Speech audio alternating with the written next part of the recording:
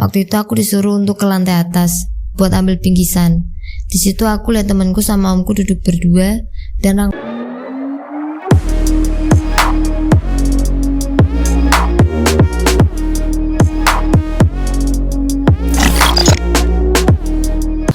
Hai semuanya, gimana kabar kalian teman-teman? Semoga baik-baik aja, semoga sehat selalu. Jangan lupa minum air putih, makan yang banyak. Ya, buat kalian nih, aku barusan denger ceramah. Pokoknya ustadz gitu ceramah. Kalau ternyata yang mau nurunin berat badan ketika kita tidak makan selama 20 jam, itu tubuh kita menjadi mesin penghancur lemak. Jadi kalau kalian nyoba, kasih tahu aku kalau berhasil, nanti rata jajal. Tak kuat soalnya ya, buat kalian yang aku takut asam lambung atau mahnya kumat, tapi buat kalian yang mau nyoba monggo gitu, kalau berhasil kasih tahu aku gitu ya. Buat kalian yang mau curhat langsung aja cek di description box, karena hari ini kita akan bacakan konten curhat lagi yang makin variatif, makin menyesakkan hati, makin kalau kalian ngerasa hidup kalian berat, tontonlah kontenku yang curhat ya. Ingat itu teman-teman. Kalau kalian merasa hidup kalian berat, harimu lagi berat, tontonlah konten curhatku. Kalian akan lihat orang-orang yang mungkin juga sama-sama berjuang kayak kalian gitu loh, tapi di beda jalur atau mungkin sejalur sama kalian ya. Terus kalau kalian merasa kalau curhat kok jarang dibales mbak, atau bahkan gak dibales-bales, mungkin cerita kalian itu banyak yang serupa, banyak yang mirip. Akhirnya kita jadiin satu. Oke, ini mirip nih, ada 4 atau 5 curhatan yang mirip. Kita pilih salah satu yang paling kompleks, kita jadiin konten. Berharap kalian semua yang punya cerita yang mirip itu nonton kontennya. Begitu teman-teman ya. Kita langsung dengerin aja. Jadi sebenarnya kalau kalian curhat itu kan teks, aku akan minta identitas kalian juga, tapi tenang, identitasnya bakalan aman di sini. Tapi ini akan diaudiokan sama timku, jadi lebih enak juga kita dengerinnya gitu ya. Ternyata beberapa waktu lalu kan aku minta diaudiokan. Ternyata beberapa dari kalian akhirnya karena mungkin masih merasakan vibe-nya atau mungkin kejadiannya baru, akhirnya makin bulet muter-muter, dan kalian ngirim audio itu bisa sampai semenit lebih, tapi lebih banyak kalian kayak emosinya yang keluar gitu. Ceritanya mungkin cuma beberapa menit, tapi emosi kalian yang belum kelar gitu ya. Jadi tetap lewat teks kita audiokan gitu. Halo kak, perkenalkan nama aku. Di sini aku mau cerita tentang perselingkuhan sahabatku sama omku. Pertama, aku udah dekat sama sahabatku dari kelas 1 SMP. Awalnya emang gak punya pikiran kalau bakal seperti itu. Awal mulanya perselingkuhan pada saat omku ke rumahku untuk merenovasi rumahku. Dia tinggal di rumahku sekitar 1 bulanan. Dia udah nikah dan udah punya anak 1 dan masih mengandung anak kedua. Waktu tinggal di rumahku, dia kenalan dengan sahabatku yang kebetulan satu rumah sama aku.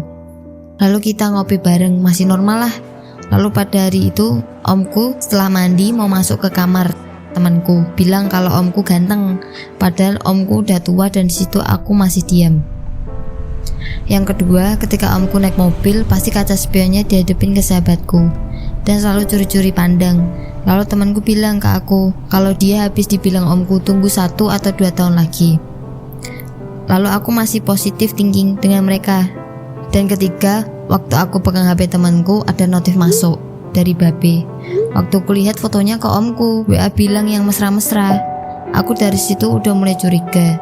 Setiap aku keluar ngopi sama temanku, omku selalu telepon ke aku, tanya kemana sama si temanku apa enggak. Padahal omku dulu jarang banget nelpon aku, cuma akhir-akhir ini aja dia sering telepon. Dan dari itu tanteku sama anaknya main ke rumahku. Dan temanku bilang ke aku, ngapain sih tantemu kesini, gak seru deh. Dan waktu omku diajak keluar, tanteku selalu nolak. Kalau keluar sama si temanku, sama aku pasti mau, mesti jam berapapun itu. Singkat cerita, gelagat temanku sama omku udah benar-benar kelihatan. Tapi aku masih pura-pura gak tahu. Waktu itu aku main ke rumah omku, dan omku bilang untuk ngajak temanku di situ. Aku iyain karena aku pengen tahu mereka mau apa. Waktu udah sampai rumah omku, tanteku sama aku lagi ke lantai bawah untuk ngobrol sama tetangga. Waktu itu aku disuruh untuk ke lantai atas buat ambil bingkisan. Di situ aku lihat temanku sama omku duduk berdua dan rangkul-rangkulan. Tapi aku pura-pura nggak lihat. Waktu perjalanan pulang di mobil itu ada 4 orang. Ada aku, omku, temanku sama adikku. Aku disuruh beli rokok di Indomaret. Waktu aku keluar, adikku juga disuruh keluar dari mobil. Di mobil hanya berdua. Waktu aku kembali ke mobil, aku melihat omku kayak mencium dia. Pas tahu aku mau masuk mobil, dia bergegas untuk duduk dan seperti biasa di situ. Aku udah benar-benar muak dengan temanku.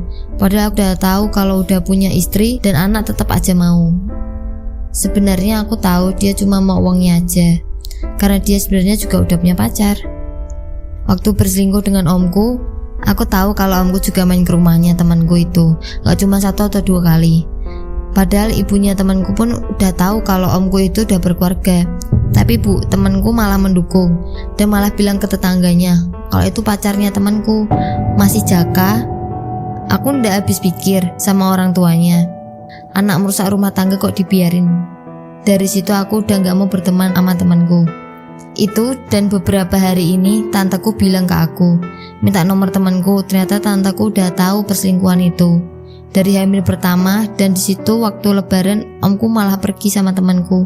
Otomatis tanteku marah dong, sampai ngancem buat bunuh diri dan bilang kalau udah gak kuat sama ini semua dan mau bunuh anaknya sampai nangis. Aku di situ juga lihat kalau tanteku sampai seperti orang kesurupan. Gak tega liatnya karena bertengkar sama omku sampai anaknya yang pertama menangis.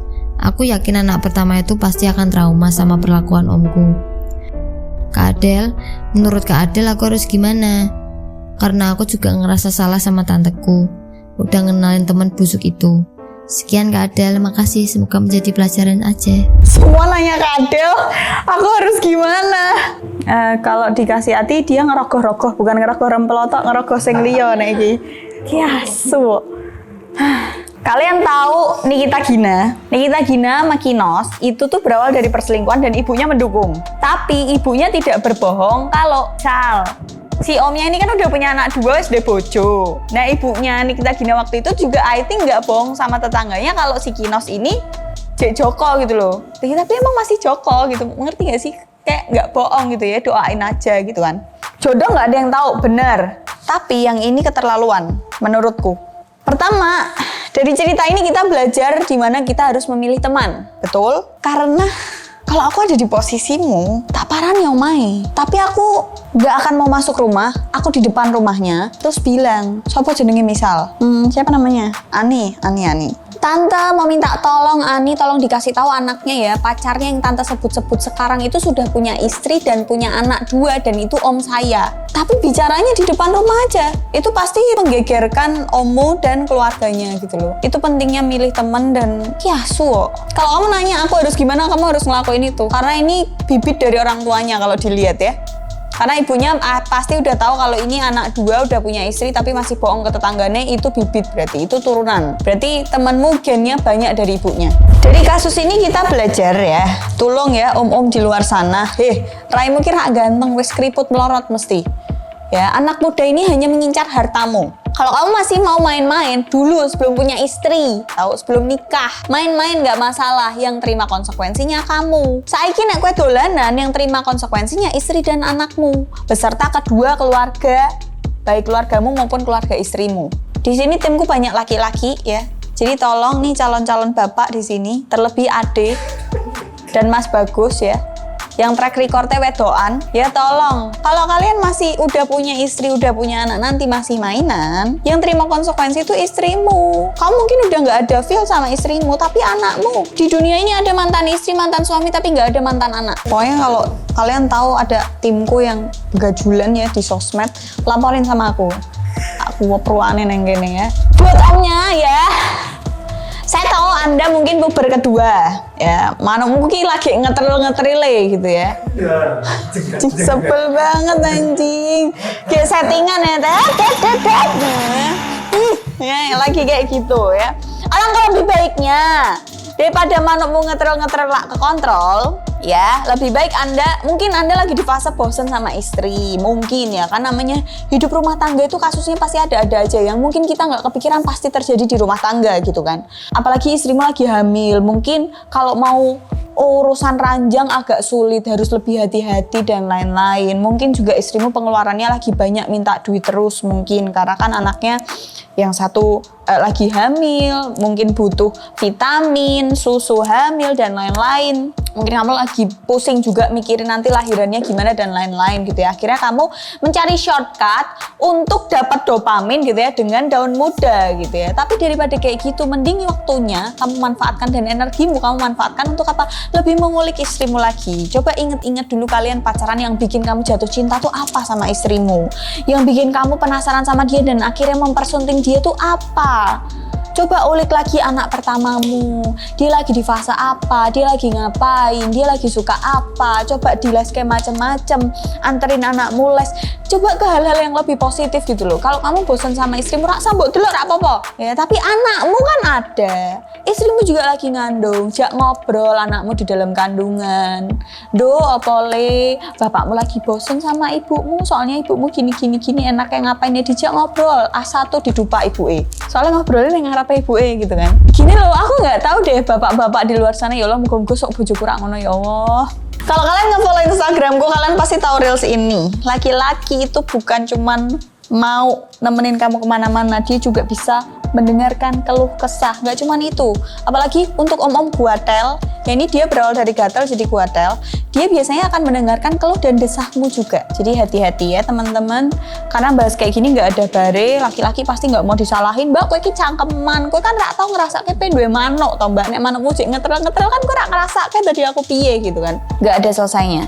Mungkin suatu saat ketika ada cerita kayak gini, akan lebih baik laki-laki yang menanggapi itu dan laki-laki yang ngomong betapa bejatnya kamu. See you on the next video. Bye.